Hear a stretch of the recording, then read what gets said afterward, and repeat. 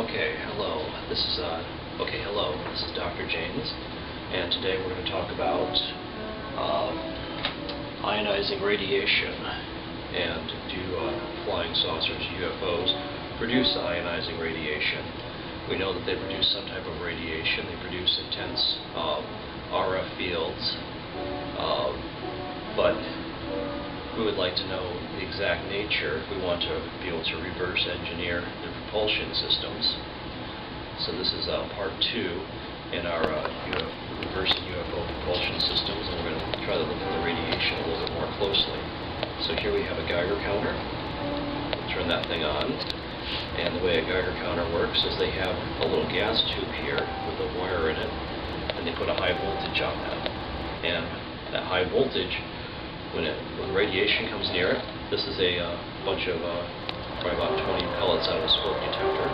Nice little radiation source.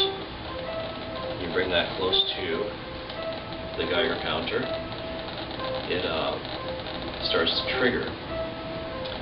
And so we would like to know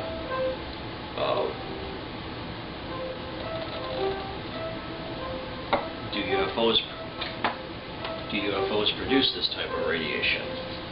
So now here's a nice book, very interesting book. It's highly recommended by me. It's called Unconventional Flying Objects by Paul Hill.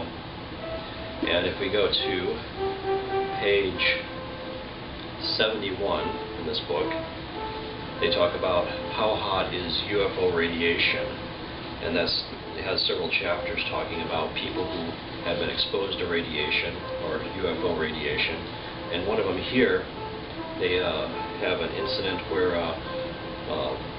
Bill Rogers and company spot a yellowish orange white light moving above the treetops, and they kind of chase it down, and he has a Geiger counter with him, and as they get close to the ship, the Geiger counter, they say, has a reading of 400 volts or 250 milliroentgens, which is quite a bit of radiation.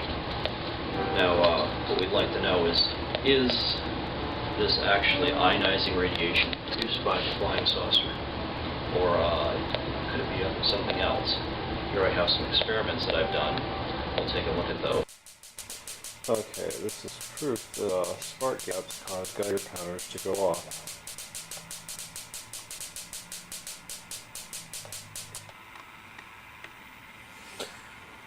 Okay, and here's a test to show that Geiger counters are affected by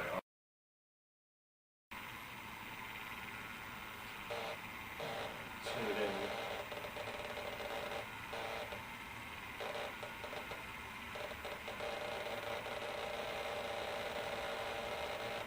Really not running very much power.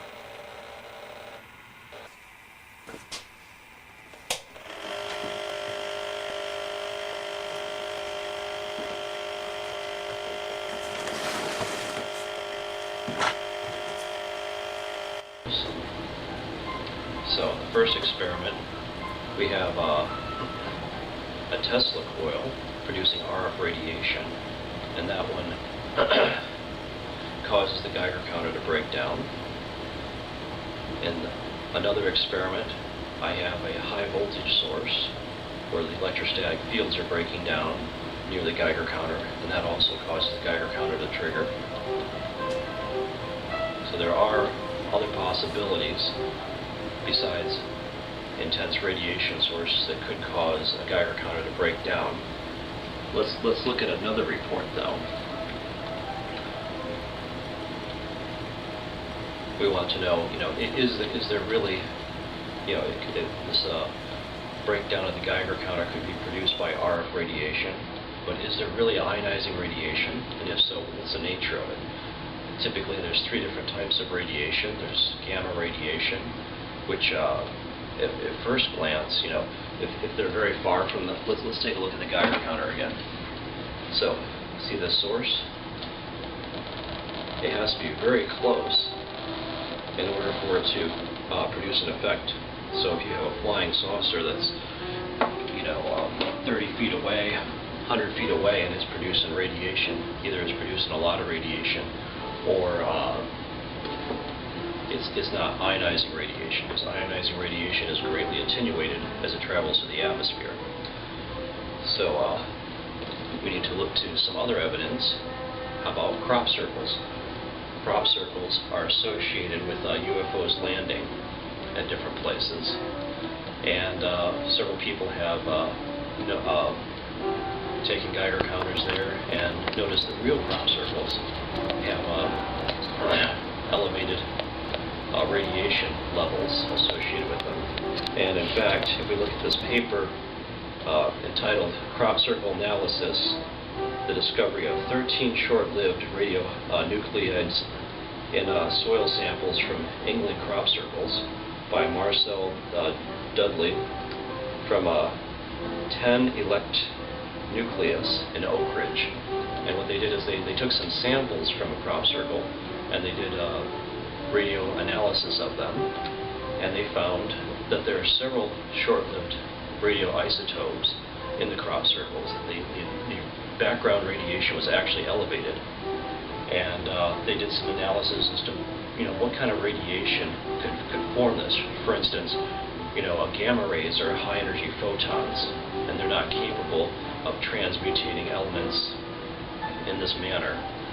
And alpha particles are associated with radioactive decay. They're basically helium nuclei.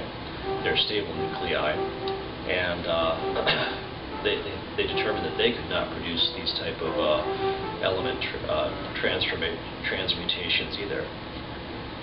Their best guess was that it was produced by high-energy deuterons. A deuteron is an isotope of hydrogen. It's got one proton and one neutron. And interestingly enough, the deuteron is associated with fusion energy. They said that in order for the deuterons to produce these type of transmutated elements, it would have to be on the megavolt level, which is consistent with what I believe that flying saucers use for their propulsion system. They have very high voltage, probably on the megavolt or more. But the question is if it is deuterons producing this type of transmutation, is it intentional? Do they have a fusion reactor on the flying saucer or UFO that's producing high-energy deuterons that are radiating out of it?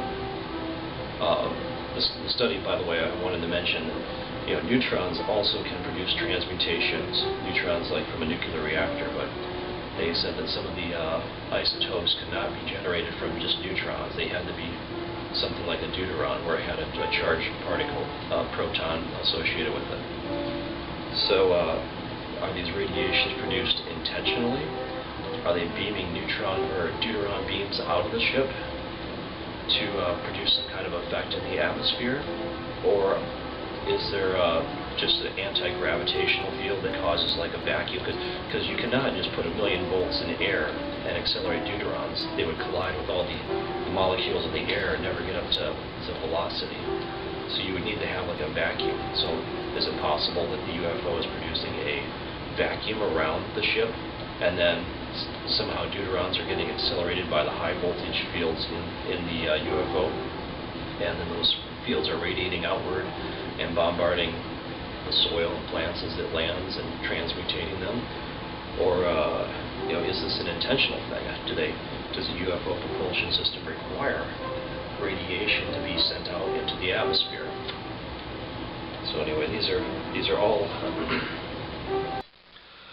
Okay, there is one other option. If we look at John Hutchison's research, where he was bombarding materials with high voltage and high power microwaves and RF fields, and he claims that and they sent the samples to the laboratory, showed that if you put a piece of steel into the fields, it would actually transmutate and disintegrate. And so it could be that the fields, when combined in a certain way, trigger transmutations without any need for deuterons. So this is another possibility.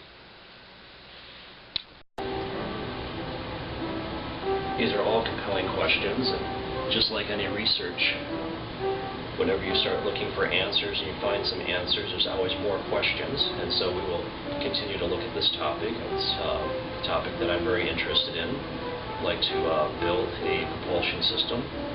I think one of the best ways is to study the evidence out there, the UFO evidence, and try to get a better understanding of all the knowledge that you can, put that together into advancing the technology and the research to the next level. So anyway, this is Dr. James.